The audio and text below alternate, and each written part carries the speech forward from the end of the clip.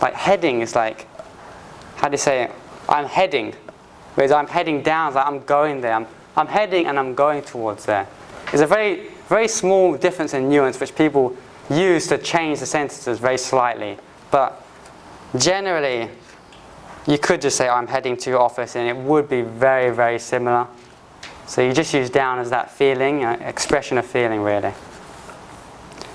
So you could say we were heading towards the huge monument as well, towards to. To generally has the same meaning as towards, but towards was all about going in a direction, in that direction, whereas to is like you go to, it's not about facing or something like that, it's just to something, there's towards. To can be used in many different ways, so it's a very vague word, so just like inside and in can be used in the same way, to and towards.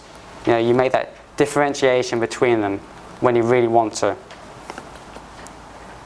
And you say head over to.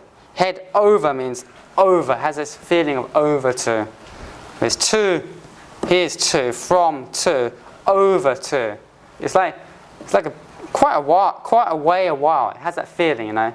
I wouldn't go over to somewhere very close. You go over to your friends on the other side of the town and go over to. It has that feeling over. So yeah, head up to, head up to. Head up, head up. It has that feeling of head up to, but really you could say head to as well. It's just a feeling. Head up is really about, you know, expressing a feeling of head up. It really has no real meaning. Okay, and that's about it. Okay. We have this closer to as well.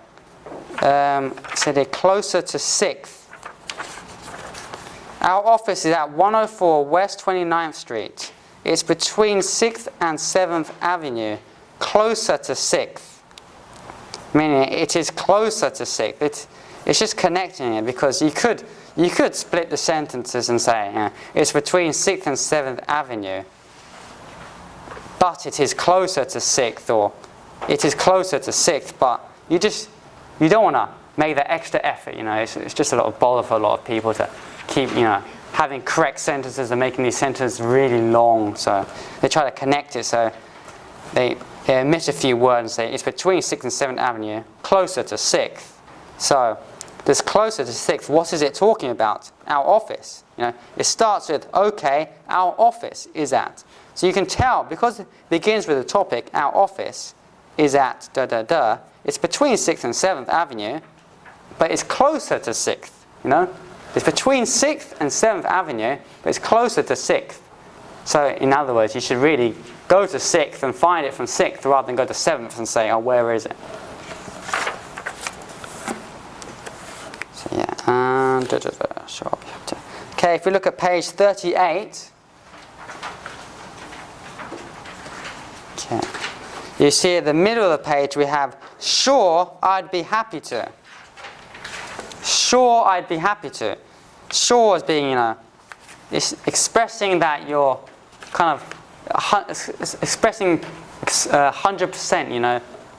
Yes. It's like sure, yes. It's a very strong yes, sure. Sure, I'd be happy to. I would. So, I would be happy to. Basically saying, sure, I'd be happy to.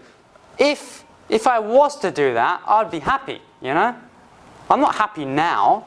I'm not specifically happy now, or happy even thinking about it, but if I was to do it, I'd be happy, you know? So it's saying, in the future, if I was to do this thing, I'd be happy. So I'd be happy to do. I'd be happy to. I'd be happy to do what you said. So, we've got other ways of saying this. Sure, I'd be happy to. Certainly, I'd be glad to. Certainly, this is, you know, as you can say, adverb. Certainly, certainly, I would certainly do this. I would certainly. So, certain and sure are very, very similar. But certain, sure, you could pretty much use it in exactly the same way, to be honest. Certainly, I'd be glad. Now, glad and happy, I can't really express much of a difference between glad and happy. We use it in very similar ways. Happy is all about being happy, whereas glad is sort of having that happy feeling, But it is very similar. Of course is generally, it's become a very typical term, a phrase.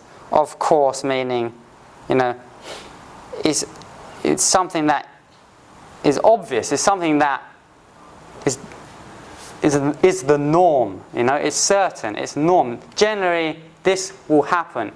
You can imagine this will definitely happen. Of course.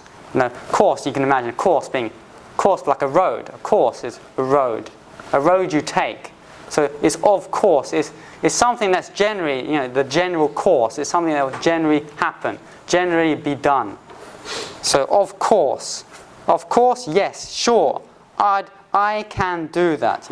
I can do that. When it's saying I can, it's more than saying it's possible to do it. It's saying I can and I will kind of thing. I can do it, so I will do it. That's what it's really expressing. It would be my pleasure. Just like before, I'd be glad to, I'd be happy to.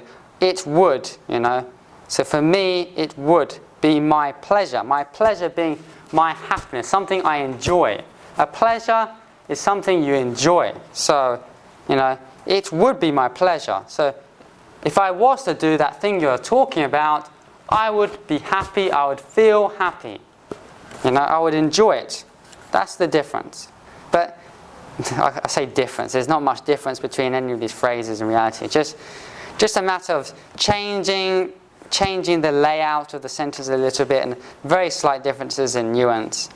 But generally, I think most people pick the sentence, the sentences they feel most happy with to start with, and just keep using it for the rest of their life, really. But sure. I'd say of course is probably quite strong. Of course.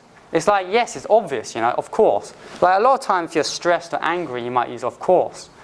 You like say, of course. It's like, it's obvious, it's obvious. Why can't you realize?